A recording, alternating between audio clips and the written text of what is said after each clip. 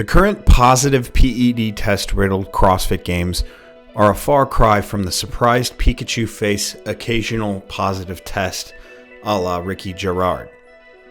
As results pour in from the semifinals competition, the last stage before an athlete makes it to the illustrious CrossFit Games, we're seeing a multitude of drug positives pour in, and there are likely more to come. I'm Brian Friend, writer for the Morning Chalk Up, regular guest on the Ster0id podcast, and work with at a variety of CrossFit competitions around the world in a variety of data analytics and consulting roles for the broadcast. What the hell is going on, man? It's not good. I mean, it's I think for some people maybe it's not that surprising, but once again this year there's a lot of failed drug tests coming out of the semifinal stage of competitions for primarily teams, but also, the number of individual athletes is starting to add up. Who are the people that have been caught? For this semifinal so far, there have been, I'm not exactly sure what the number is so far, but on the teams side of things, a member of CrossFit CLT, Blue City, CrossFit Commit Okavango, Shoefly Storm Squadron, Coda, Q21, Ribeiro, CrossFit Barini, and King Bill CrossFit, and CrossFit Aylesbury have all failed drug tests.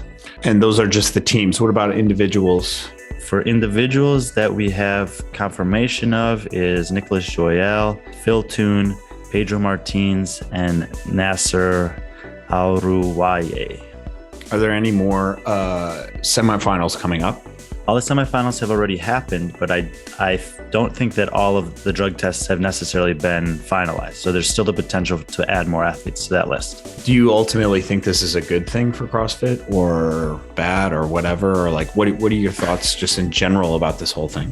It's not a new thing. There were 17 failed drug tests at the 2018 regionals between teams and individuals, and we're getting pretty close to that number this year. So it's not necessarily a huge deviation from what we've seen in years past. I do think that there might be some differences in the testing procedure this year. I'm not sure if they've always done blood testing before. I know they did do some of it this year at semifinals, and I'm hopeful that CrossFit can kind of weigh in on that at some point. But thus far, they haven't. As to whether it's a good thing or not, I mean, obviously, if you're going to try to have a sport where the intent of the competition is to be a clean competition, then we want to have policies in place that can test people that are not competing clean. But for people that are skeptical about the fact that this might not be a clean sport at all, then this is giving them a lot of ammunition. There have been some pretty interesting excuses so far. Yeah.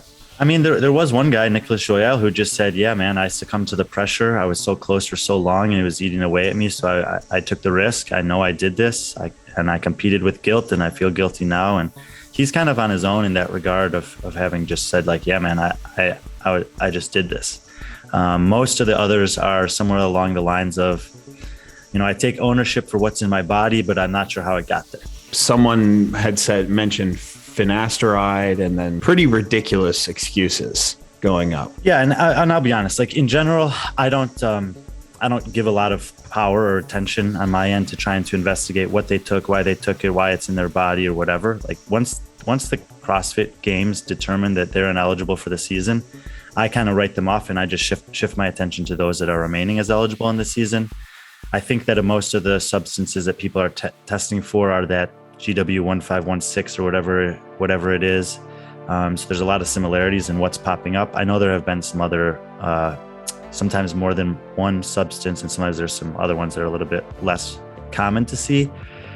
But yeah, most everyone's saying, no, if this has come into my system in some way, I don't know how it happens, and I'll take responsibility for it, but I need to get to the bottom of this. So, which is an easy thing to say, of course, but as we've seen over the history of CrossFit, it's very rare that someone can actually prove a contaminated supplement. It has happened before, but more often than not, one way or another, these athletes have put something in their body that they're not supposed to be using, and they've gotten caught for it.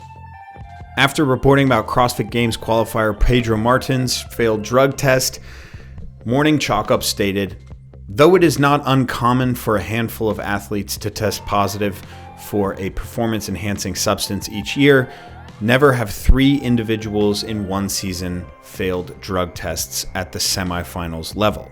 This idea that people at the top are not using PEDs and it's only those on the fringe that are, is one that is commonplace amongst the CrossFit community.